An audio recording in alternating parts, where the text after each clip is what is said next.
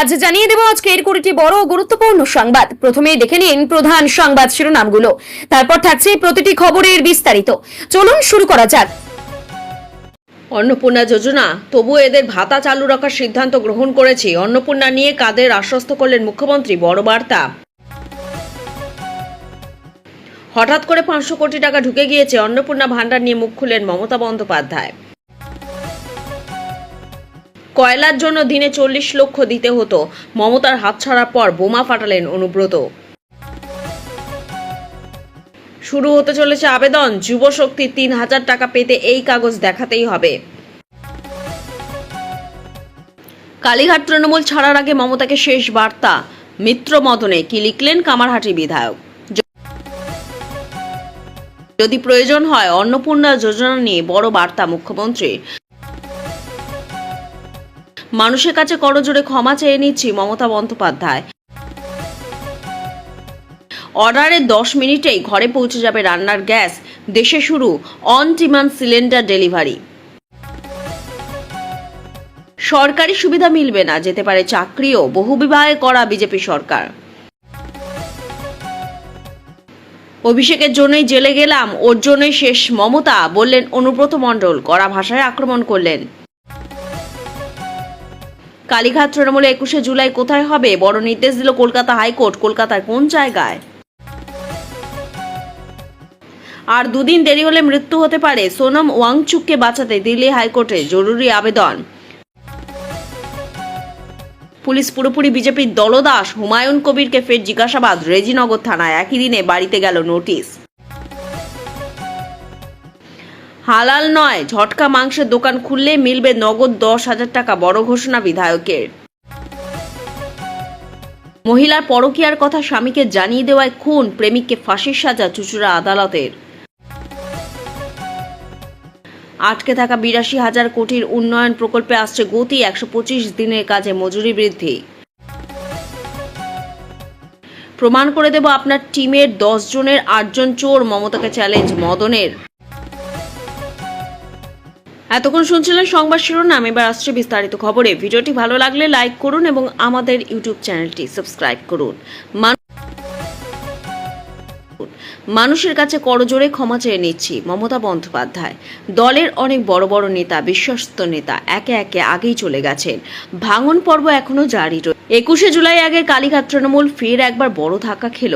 এবার ঋতব্রত তৃণমূলে যোগ দিলেন মমতা বন্দ্যোপাধ্যায়, দীর্ঘদিনের রাজনৈতিক সহযোগিতা মদন মিত্র। এই আবহে এদিন সোশ্যাল মিডিয়ায় বড় বার্তা দিলেন মমতা। এদিন ফেসবুক লাইভে তিনি বলেন, আমাদেরও অনেক শিক্ষা হয়েছে, আমি মানুষের কাছে করজোড়ে ক্ষমা চেয়ে নিচ্ছি বেঈমানদের জন্য। আমাদের সিম্বলে তাদের আপনারা জিতিয়েছেন, আমরা দুঃখিত, ক্ষমা প্রার্থী। এদের অনেকের অনেক লাগেজ ব্যাগেজ আছে, আগে কেউ আমাদের কোনো রিপোর্ট করেনি। আমি যার সম্বন্ধে জেনেছি আমি কিন্তু অ্যাকশন নিয়েছি, কিন্তু যেটা আমার অজানা, এখন সেই অজানা সত্যিগুলো কোথাও কোথাও জানতে পেরেছি। সেই ভয় মনে রাখবেন। বিজেপি বলেছিল না, ভয় আউট ভরসা ইন, এদের ভয় ইন ভরসা আউট দেখিয়ে ভরসা ইন ভয় আউট করাচ্ছে। যাদের লাগেজ ব্যাগেজ প্যাকেজ আছে তারাই কিন্তু আজ বিজেপির কোলে দোলা খাচ্ছে। তাদের দোলা খেতে দিন, আমাদের সারা জীবনই সংগ্রাম করে বাঁচতে হয়েছে। কোনো না কোনো দিন তো এরা দিল্লি থেকে পাওয়ার থেকেও চলে যাবে। যেদিন দিল্লি থেকে পাওয়ার থেকে চলে যাবে সেদিন মনে রাখবেন ভয়হীন হয়ে যাবে। আজ যদি আমি নিজে সেটিং করে নিতাম তাহলে তো এই অত্যাচার আমাদের সহ্য করতে হতো না, দলের কর্মীদের। কিন্তু আমি কোনোদিন আদর্শকে বিকিয়ে খাই না, মূল্যবোধকে বিকিয়ে খাই না, বিবেককে বিকিয়ে দিই না। মানুষই আমাদের জাগ্রত শক্তি। যে কর্মীরা এখনো আছেন হাজার হাজার লক্ষ লক্ষ, তারাই আমার সোনার কর্মী। এরপর অন্নপূর্ণা যোজনা প্রসঙ্গ তুলে বর্তমান সরকারের বিরুদ্ধে নিশানা সানান তিনি। মমতা বলেন, কারণ আমি অন্নপূর্ণা ভান্ডার সংবাদ মাধ্যমে যা দেখছি, হঠাৎ করে 500 কোটি টাকা 400 কোটি টাকা ঢুকে গেছে। আর কেউ অন্নপূর্ণা ভান্ডারে 1 মাস পেয়ে তার পরের মাসে আর পাননি, বা অনেকে আছেন যারা লক্ষ্মীর ভান্ডার পেতেন। আমার ঘরের মা বোনেরা, তাদের প্রায় 1 থেকে 1.5 কোটি বাদ দিয়ে দেওয়া হয়েছে। প্রসঙ্গত, তৃণমূল আমলে লক্ষ্মীর ভান্ডার সাধারণ মহিলাদের জন্য বরাদ্দ ছিল মাসে 1,500 টাকা। বিজেপি আমলে এই প্রকল্পের নাম বদলে হয়েছে অন্নপূর্ণা যোজনা। অভিষেকের জন্যই জেলে গেলাম, ওর জন্যই শেষ মমতা, বললেন অনুব্রত মণ্ডল। কড়া ভাষায় আক্রমণ করলেন। অভিষেক বন্দ্যোপাধ্যায়ের জন্যই জেলে যেতে হয়েছিল তাকে। এবার বিস্ফোরক মমতা বন্দ্যোপাধ্যায় শেষ হয়ে গেলেন বলেও দাবি করলেন তিনি। আগেই মমতা হাত ছেড়েছেন, অনুব্রত যোগ দিয়েছেন ঋতব্রত তৃণমূলে। দল যে জিতবে না তা তিনি আন্দাজ করেছিলেন বলেন, আগেই জানিয়েছিলেন অনুব্রত। আর এবার সরাসরি অভিষেকের বিরুদ্ধে ক্ষোভ উগড়ে দিলেন। তৃণমূলে বর্তমান পরিস্থিতির জন্য অভিষেককেই দায়ী করেছেন, পাশাপাশি সমালোচনা করলেন মমতারও। বুধবার মদনের শিবির বদল নিয়ে যখন সরগরম রাজ্য রাজনীতি, সেই আবহেই কার্যত বিস্ফোরণ ঘটালেন অনুব্রত। মমতার হাতছাড়া নিয়ে প্রশ্ন করলে বলেন, আমি জেলে গেলাম কেন, কার জন্য গেলাম? অভিষেক বন্দ্যোপাধ্যায়। কালীঘাট তৃণমূলে একাংশের দাবি ইটভাটা মমতার জন্য শিবির বদল করেছেন অনুব্রত, কিন্তু তার বক্তব্য ওসব বাজে কথা, আমি ওসবে ভয় পাই না, জানো না নাকি, জেগে ঘুমান। বিধানসভা নির্বাচনের পর মমতা অনুব্রতকে ফোন করেছিলেন বলে খবর। সেই নিয়ে তিনি বলেন, 4 বার ফোন করেছিলাম নির্বাচনে হারার পর। আমি বলেছিলাম, চোখে দেখো না, কানে দেখো তুমি। অভিষেকের জন্যই কি শেষ হয়ে গেলেন মমতা? মদনও যে চলে গেলেন। জবাবে কোনো রাগঢাক না করে অনুব্রত বলেন, ওর জন্যই শেষ হলো। হ্যাঁ, ওর জন্যই, কেউ থাকবে না। যদি প্রয়োজন হয়। অন্নপূর্ণা যোজনা নিয়ে বড় বার্তা মুখ্যমন্ত্রী। অন্নপূর্ণা যোজনা ঘিরে রাজ্য জুড়ে আগ্রহ তুঙ্গে। ভেরিফিকেশন প্রক্রিয়া শেষ হওয়ার পরই লক্ষ লক্ষ উপভোক্তা কবে টাকা পাবেন সেদিকেই এখন নজর সকলে। এই পরিস্থিতিতে শুভেন্দু অধিকারী অন্নপূর্ণা যোজনা নিয়ে বার্তা দিয়েছেন। গত রবিবার তিনি বলেছেন, অন্নপূর্ণা যোজনার টাকা ঢুকেছে, গেল রব তোলার দরকার নেই, সবাই পাবেন। মুখ্যমন্ত্রী বলেন, কাউকে চিন্তা করা কোনো কারণ নেই। 500 টাকা লক্ষ্মীর ভান্ডার দিতে গিয়ে 9 মাস লাগিয়ে দিয়েছিল। 1,20,00,000 লোককে তো 1.5 মাসে দিয়ে দিয়েছি, বাকি যারা যোগ্য তারা পাবেন, অযোগ্য থাকলে বেরিয়ে যাবেন। ভেরিফিকেশনে 30 আগস্ট অবধি চলবে। প্রত্যেকটা বিধানসভায় গড়ে 35 থেকে 40 হাজার মহিলারা পেয়েছেন। বাকি যদি প্রয়োজন হয় আরো 2,000, 5,000, 7,000 প্রকৃত প্রাপক থেকে থাকেন পাবেন। সরকারি সূত্রের দাবি, প্রকল্পে কোনো অযোগ্য ব্যক্তি যাতে সুবিধা না পান সেই লক্ষ্যে ভেরিফিকেশন প্রক্রিয়ার উপর বিশেষ জোর দেওয়া হয়েছে। আবেদনকারীদের নথি, পরিচয় এবং অন্যান্য প্রয়োজনীয় তথ্য খতিয়ে দেখা হচ্ছে। যাদের তথ্য সঠিক বলে প্রমাণিত হবে তারাই প্রকল্পের সুবিধা পাবেন। একজনও প্রকৃত দিদি বোন অন্নপূর্ণা যোজনা থেকে বঞ্চিত হবেন না। ফলে দিন কয়েক আগেই আশ্বাস দিয়েছিলেন মুখ্যমন্ত্রী শুভেন্দু অধিকারী। গত শুক্রবার মুর্শিদাবাদের রেজিনগর সভায় তিনি বলেন, আমাদের বাজেট দেখবেন, আমাদের দিদি মা বোনদের অন্নপূর্ণা যোজনা আমরা ইতিমধ্যে 1,20,00,000 মা বোন দিদির অ্যাকাউন্টে দিয়েছি। এই প্রক্রিয়া 30 আগস্ট অবধি চলবে। ভেরিফিকেশন হবে, প্রত্যেক যোগ্য প্রাপক পাবেন, অযোগ্যরা বাতিল হবেন। একজন প্রকৃত দিদি বোন অন্নপূর্ণা যোজনা থেকে বঞ্চিত হবেন না। আপনারা শুনলে খুশি হবেন, এই জেলায় 15 লক্ষ দিদি এবং বোন আবেদন করেছিলেন। আমরা বর্ণ, ধর্ম, দলমত নির্বিশেষে 12 লক্ষ মহিলার অ্যাকাউন্টে 3,000 টাকা করে 1 জুলাই দিয়েছি। সরকারি সুবিধা মিলবে না, যেতে পারে চাকরিও। বহুবিবাহে করা বিজেপি সরকার। লক্ষ্য মহিলাদের ক্ষমতায়ন, লিঙ্গ বৈষম্য মেটাতে চায় অসমের বিজেপি সরকার। সেই লক্ষ্যে বহুবিবাহের বিরুদ্ধে কড়া হেমন্ত বিশ্ব শর্মার নেতৃত্বাধীন সরকার। গত শুক্রবারই অসম সরকার প্রস্তাব দেয় যে যেসব মানুষ বহু বিবাহ করবেন তাদের সরকারি কল্যাণমূলক সুযোগ সুবিধা দেওয়া হবে না। পাশাপাশি এই চর্চা করতে দেখা গেলে সরকারি কর্মীদের বরখাস্ত করা হবে। এই প্রসঙ্গ নিয়ে বা সোশ্যাল মিডিয়ায় সরকার অবস্থান আরও একবার জানিয়ে দিলেন অসমের মুখ্যমন্ত্রী। এক্স হ্যান্ডেলে হিমন্ত লেখেন, অসমে বহু বিবাহের অনুমতি দেওয়া হবে না। যারা এর সঙ্গে জড়িত থাকবেন তারা এখন থেকে কোনো সরকারি প্রকল্প বা সুযোগ সুবিধা পাওয়ার যোগ্য বলে বিবেচিত হবেন না।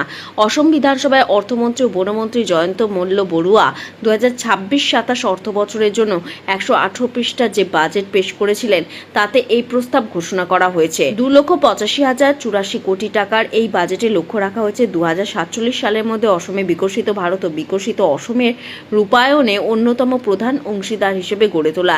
নিজে প্রথম বাজেট পেশ করার সময় বড়ুয়া বলেন, বহু বিবাহে চর্চা করেন এমন কোনো পুরুষ সরকারি কোনো কল্যাণমূলক প্রকল্পের সুবিধা পাওয়ার যোগ্য হবেন না। তিনি বলেন, মহিলাদের ক্ষমতায়ন, লিঙ্গ সাম্য এবং দায়িত্বশীল পারিবারিক মূল্যবোধের প্রতি আমাদের সরকার অবিচল অঙ্গীকার সঙ্গে সামঞ্জস্য রাখে। সরকার অসম সার্ভিসেস রুলস 1964 সংশোধন করার প্রস্তাব করেছে। এই সংশোধনী অনুযায়ী কোনো সরকারি কর্মচারী বহুবিবাহের চর্চায় লিপ্ত বলে প্রমাণিত হলে তিনি আইনানুগ চাকরি থেকে বরখাস্ত হওয়ার যোগ্য বলে বিবেচিত হবেন। শুরু হতে চলেছে আবেদন। যুবশক্তি ৩,০০০ টাকা পেতে এই কাগজ দেখাতেই হবে। আগামী অক্টোবর থেকে রাজ্যে চালু হচ্ছে যুবশক্তি ভরসা কার্ড। এই প্রকল্পে স্নাতক বেকাররা প্রতি মাসে ৩,০০০ টাকা করে, মাধ্যমিক পাস এবং যোগ্য আবেদনকারীরা ২,০০০ টাকা করে পাবেন। তবে যুবশক্তি টাকা পেতে এই কাগজ দেখাতেই হবে। রাজ্যের বেকার যুবক যুবতীদের জন্য বড় ঘোষণা করেছে রাজ্য সরকার। চলতি বাজেটে জানানো হয়েছে আগামী অক্টোবর মাস থেকে চালু হতে চলেছে যুবশক্তি ভরসা কার্ড প্রকল্প। এই প্রকল্পের মাধ্যমে যোগ্য আবেদনকারীরা প্রতি মাসে সরাসরি ব্যাংক অ্যাকাউন্টে আর্থিক সহায়তা পাঠানো হবে ডাইরেক্ট বেনিফিট ট্রান্সফার পদ্ধতিতে। সরকারি ঘোষণায় জানানো হয়েছে স্নাতক বেকার যুবক যুবতীরা মাসে ৩,০০০ টাকা এবং ন্যূনতম মাধ্যমিক পাস কিন্তু স্নাতক নন এমন যোগ্য আবেদনকারীরা মাসে ২,০০০ টাকা করে পাবেন। কর্মসংস্থানের সুযোগ তৈরি না হওয়া পর্যন্ত বেকার যুবক যুবতীদের আর্থিকভাবে কিছুটা স্বস্তি দিতে এই প্রকল্প চালু করা হচ্ছে বলে সরকারের দাবি। কারা আবেদন করতে পারবেন? সরকারি তথ্য অনুযায়ী যুবশক্তি ভরসা কার্ড প্রকল্পে আবেদন করতে হলে আবেদনকারীর বয়স ২১ থেকে ৪০ বছরের মধ্যে হতে হবে। পাশাপাশি আবেদনকারীকে রাজ্যের স্থায়ী বাসিন্দা হতে হবে, নির্ধারিত শিক্ষাগত যোগ্যতা পূরণ করতে হবে। প্রকল্পে বিস্তারিত নির্দেশিকা এবং আবেদন প্রক্রিয়া সরকার পৃথকভাবে প্রকাশ করবে। অক্টোবর থেকে শুরু আর্থিক সহায়তা। রাজ্য বাজেটে জানানো হয়েছে আগামী অক্টোবর মাস থেকে যুবশক্তি ভরসা কার্ড প্রকল্পের আওতায় আর্থিক সহায়তা প্রদান শুরু হবে। আবেদন গ্রহণ, যাচাই এবং কার্ড বিতরণ সংক্রান্ত সূচি সরকার শীঘ্রই প্রকাশ করতে পারে বলে আশা করা হচ্ছে। যারা এই প্রকল্পের সুবিধা নিতে চান তাদের এখন থেকে প্রয়োজনীয় নথি প্রস্তুত রাখা উচিত। পাশাপাশি সরকারি বিজ্ঞপ্তি, আবেদন পোর্টালে চালু হওয়ার ঘোষণা এবং যোগ্যতা চূড়ান্ত শর্ত সম্পর্কে নজর রাখার পরামর্শ দেওয়া হচ্ছে। প্রমাণ করে দেব আপনার টিমের 10 জনে 8 জন চোর। মমতাকে চ্যালেঞ্জ মদনের। আমি প্রমাণ করে দেব আপনার টিমের 10 জনে 8 জন চোর। চোর চোর চোর। আপনি যদি প্রমাণ করতে পারেন মদন মিত্র চোর, আমি নিজের হাতে গলা কেটে নেব। চ্যালেঞ্জ। এক টেলিভিশন সাক্ষাৎকারে এমনটাই বললেন বর্ষিয়ান রাজনীতিক মদন মিত্র। মমতা বন্দ্যোপাধ্যায় সপরিবারে ইডির তলবের পর মঙ্গলবার রাতে ঋতব্রত তৃণমূলের সঙ্গে যোগাযোগ। রাত পোহালেই কালীঘাটে তৃণমূল ছাড়েন কামারহাটি বিধায়ক। সাংবাদিকের তরফে প্রশ্ন করা হয়, 10 জনে 8 জন চোর বলছো, সে তো দেখবে ঋতব্রত শিবিরে তোমার পাশের চেয়ারে বসছে। মদন মিত্র তার উত্তরে বলেন, সেটা তো কিছু করার নেই, তার কারণ তারা আলটিমেট চলে যাবেন।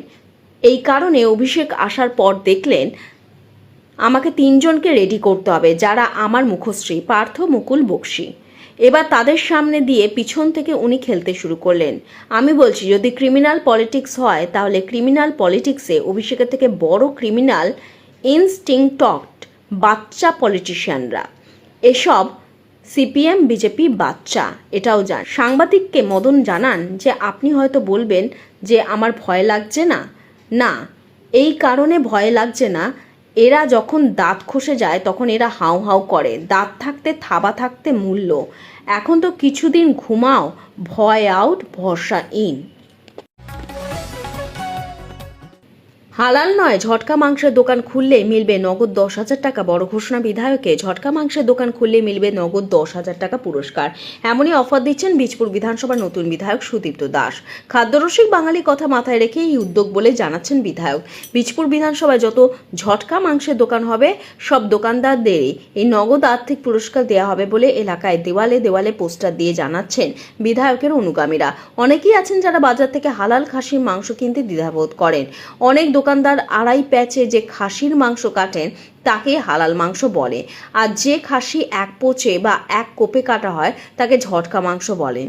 বিধায়কের দাবি, মানুষের অস্বস্তি দূর করে মানুষ যাতে তৃপ্তি সহকারে মাংস খেতে পারে সেজন্যই ঝটকা মাংসের দোকানদারদের জন্য এই ঘোষণা। বিধায়ক বলেছেন, আমি নিজেকে ধর্ম নিরপেক্ষ মানুষ বলে মনে করি, কিন্তু এখানে বেশিরভাগ দোকানে হালাল পদ্ধতিতে মাংস কাটা হয়, এটা মানুষের বিশ্বাস। কিন্তু হিন্দু বাঙালিরা ঝটকা পদ্ধতিতে মাংস খান, কিন্তু এখানে এই ধরনের কোনো মাংসের দোকান নেই। আমি মনে করি এখানে ধরনেরই দোকানের প্রয়োজন রয়েছে, যে কারণে আমি ঝটকা পদ্ধতিতে মাংস কাটাকে আমি উৎসাহিত করতে চাই। কারণ আমরা যারা হিন্দু ধর্মের মানুষ আছি তাদের যেন হালাল পদ্ধতিতে কাটা মাংস খেতে না হয়। তার দাবি, যে টাকা তিনি দিচ্ছেন তা তিনি তার ব্যক্তিগত উদ্যোগেই দিচ্ছেন। যারা ঝটকা পদ্ধতিতে মাংসের দোকান করবেন তারা যোগাযোগ করলে এই টাকা পাবেন। আবার পুরনো দোকানে কেউ ঝটকা পদ্ধতিতে মাংস কাটা শুরু করতে চাইলে তাদেরও এই টাকা দেবেন। অর্ডারে 10 মিনিটেই ঘরে পৌঁছে যাবে রান্নার গ্যাস। দেশে শুরু অন ডিমান্ড সিলিন্ডার ডেলিভারি বয়দের পিছনে ছুটে বেড়ানোর দিন শেষ। এবার বুকিং করলে মাত্র 10 মিনিটের মধ্যে পৌঁছে যাবে রান্নার গ্যাসের সিলিন্ডার। অতীতের মতো বুকিং করেও হন্যে হয়ে বসে থাকতে হবে না। Quick commerce platform Swiggy, Instamart ও হিন্দুস্তান পেট্রোলিয়াম কর্পোরেশন লিমিটেডের যৌথ উদ্যোগে দেশে প্রথমবার চালু হলো এই পরিষেবা। কোন শহরে শুরু এই পরিষেবা? তবে 14.2 কেজি রান্না গ্যাসের সিলিন্ডার পাওয়া যাবে না প্রথমেই। এখন 10 বা 5 কেজি রান্না গ্যাসের সিলিন্ডার পাবেন প্রাথমিকভাবে। তবে দেশের সব শহরে এখনই পাওয়া যাবে না এই পরিষেবা। প্রথমে কর্ণাটকের বেঙ্গালুরু শহরে শুরু হয়েছে এই পরিষেবা। এখন ইনস্টামার্ট অ্যাপের মাধ্যমে HPCL এ নতুন 10 কেজির HP নব্বা কম্পোজিট এলপিজি সিলিন্ডার ও 5 কেজি মেটাল সিলিন্ডার অর্ডার করতে পারবেন। তবে খুব শীঘ্রই দেশে অন্যান্য বড় শহরগুলিতেও এই পরিষেবা সম্প্রসারণ করার পরিকল্পনা রয়েছে কোম্পানির।